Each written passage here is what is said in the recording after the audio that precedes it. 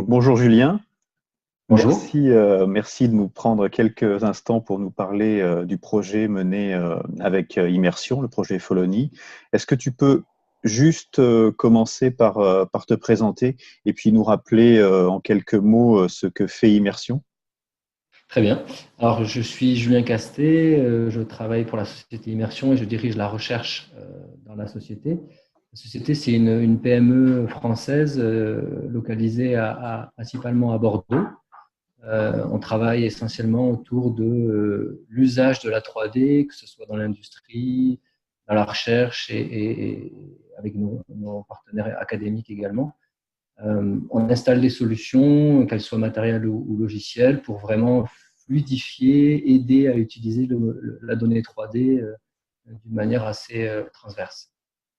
Et comme bonne illustration, donc on a ce projet Follonie. Est-ce que tu peux nous expliquer dans les grandes lignes en quoi il consiste?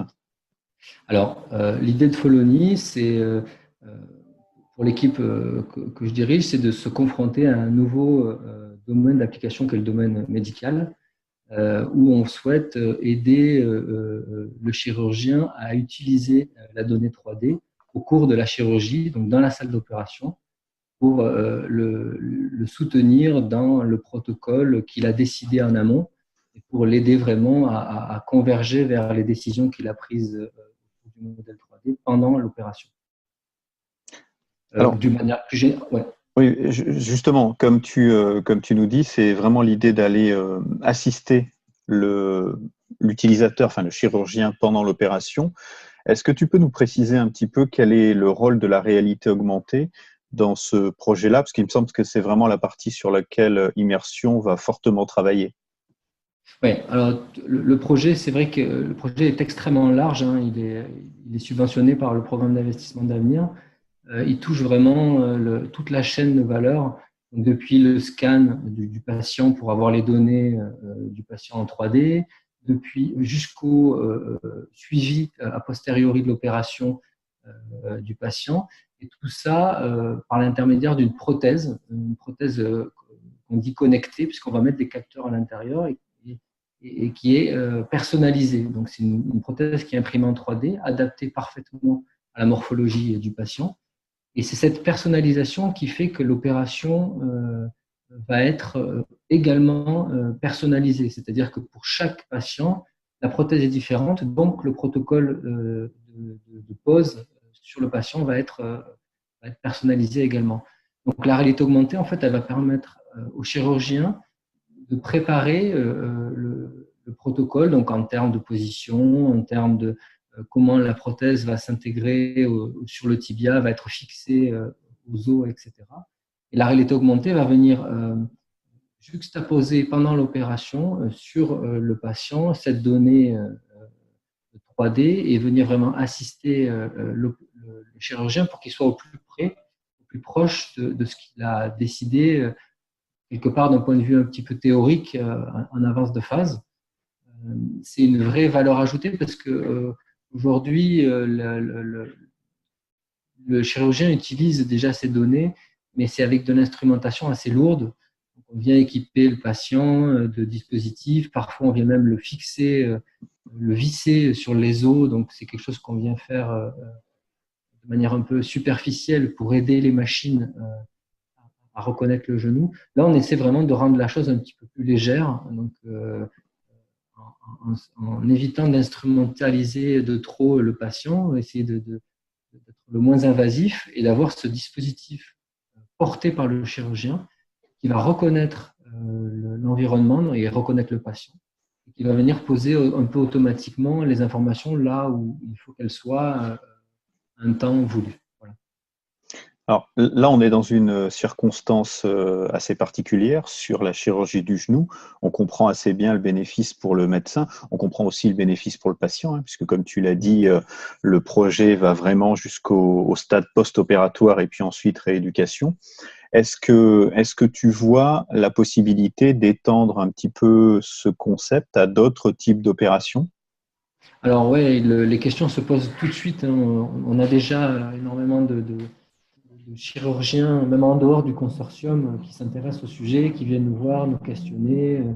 qu'on a même été visiter dans les blocs opératoires, puisque le projet est vraiment l'objectif et la particularité. C'est un projet de recherche, on a l'habitude de ça, mais elle a vraiment la volonté d'aller, le projet a vraiment la volonté d'aller au bout, quoi, de le transformer en produit et de le déployer à large échelle. Donc, dans ce contexte-là, effectivement, on a déjà des spécialistes de l'épaule, des spécialistes de différentes autres articulations. Et en fait, toute la chirurgie orthopédique s'intéresse à ce sujet-là parce que c'est vraiment un sujet où la géométrie de la morphologie et puis de la prothèse qu'on vient poser a un réel impact sur le succès ou pas de l'opération. Donc, effectivement, on a énormément d'autres types d'opérations qui s'intéressent à ce sujet-là. Et on pourrait même aller et étendre le sujet au-delà de l'orthopédie, puisque dans tout type d'opération, je m'avance un petit peu, mais des opérations plus liées au cœur, des opérations plus liées aux organes. Alors, la vraie difficulté, elle va être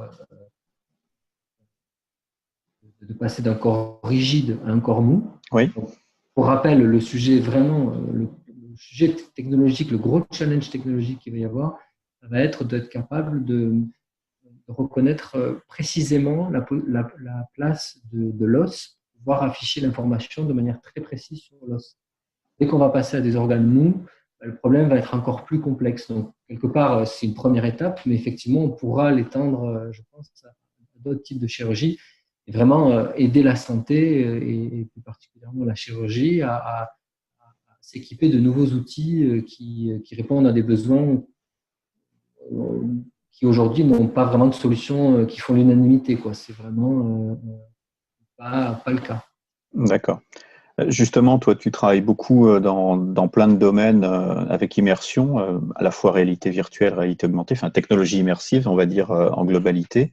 On a l'impression que depuis quelques mois, très peu d'années, 1 ou 2 ans, le monde de la santé est de plus en plus touché, on va dire comme ça, par les technologies immersives. En tout cas, on voit émerger beaucoup de cas concrets et de cas d'usage, à la fois en chirurgie, en thérapie, en formation, etc. Comment tu vois, toi, cette entrée des technologies immersives dans la santé, comme une évolution, comme une révolution, comme une transformation globale du domaine, ou comme un outil de plus, ma foi?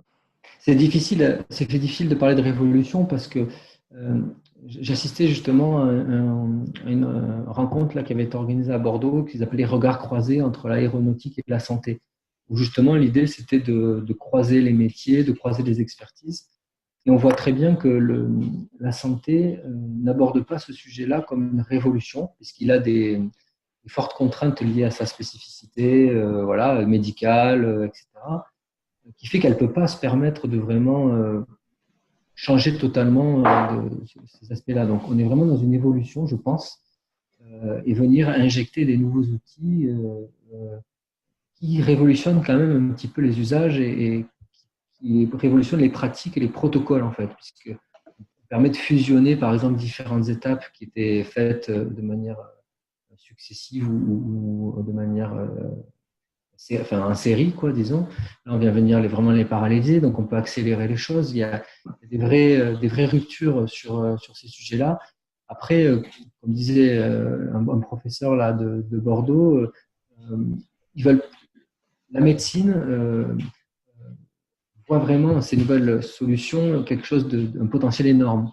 Pour autant, ils veulent s'appuyer sur des industries qui ont déjà utilisé ça et qui utilisent ça depuis des années, sans pour autant copier parfaitement ce qui a été fait, parce que ça ne sera pas applicable de cette manière-là. Donc, il y a un vrai échange qui est nécessaire pour essayer vraiment de se comprendre les uns les autres. Merci Julien pour ce point de vue et pour cette présentation. On suivra avec grand plaisir les évolutions du projet pour Avec voir plaisir. un petit peu comment cette prothèse du genou connecté va petit à petit arriver chez les patients et puis voir comment elle va surtout faciliter leur vie. Donc merci encore et puis Avec grand plaisir. Et alors, à je vous bientôt. donne rendez-vous dans 2 ans. Il y a les premiers, normalement, dans 2 ans, les premières opérations seront mises en œuvre pour les premiers tests. Donc, Eh on ben verra ça. parfait. Rendez-vous dans 2 ans alors. À Merci bientôt. Julien. Au revoir.